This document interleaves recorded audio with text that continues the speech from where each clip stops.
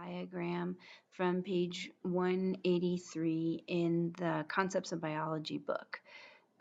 What we see up here is the parents. So these are pea plants. One of those parents was making yellow seeds or peas, and the other one was making green seeds or peas. So the yellow one, so yellow would be its phenotype. Its genotype is big Y, so it's homozygous dominant. The green one, its genotype is little y, so it has two recessive genes. So it would be homozygous recessive.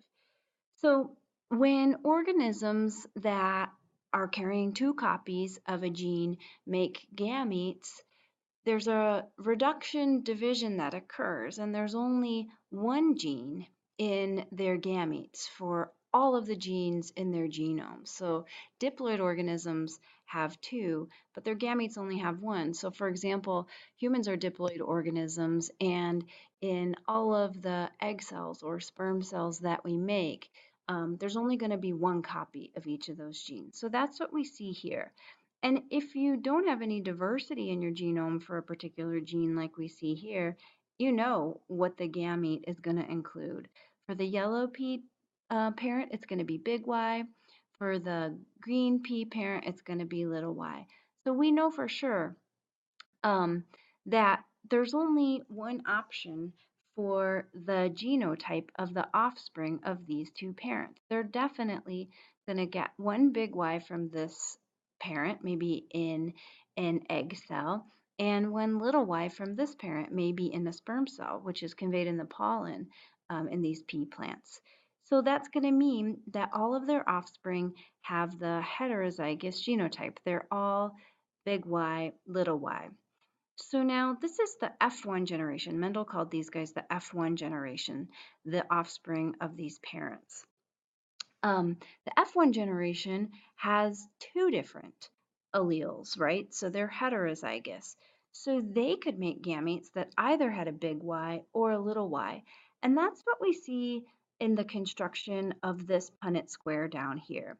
It's showing us that each of these F1 parents, if we were crossing one that's big Y, little y, with another one from the F1 generation that's big Y, little y, each of them is going to be able to make each of those different kinds of gametes. So imagine that these are gametes from one parent, these are gametes from another parent, and then the square shows us all the different combinations of the fusion of gametes in these F1 individuals. So a big Y could fuse with a big Y.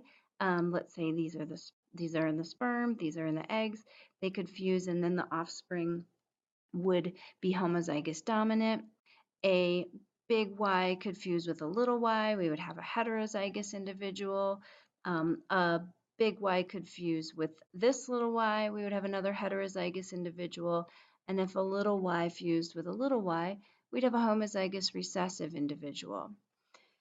So I haven't talked much about dominance or recessive here, but in this trait, it looks like the big Y is the dominant allele. So if you just have one copy of this dominant allele, you have yellow seeds.